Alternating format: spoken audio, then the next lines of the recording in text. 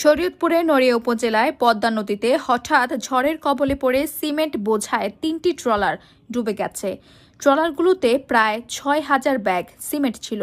দুর্ঘটনা ঘটে শুক্রবার ২০ মার্চ দুপুরে উপজেলার বাঁশতলা এলাকায়। স্থানীয় ও পুলিশ সূত্রে জানা যায়, ঢাকা থেকে সিমেন্ট বোঝাই করে ট্রলারগুলো ঝালকাঠি, ইন্দুরকানী ও গৌর নদীর উদ্দেশ্যে রওনা দেয়।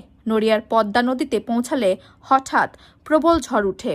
ঢেউ থেকে রক্ষা পেতে ট্রলারের চালকরা তীরে ভেড়ানোর চেষ্টা করেন, কিন্তু ঢেউয়ের তীব্রতায় একে একে ৩টি ট্রলারই ডুবে যায়।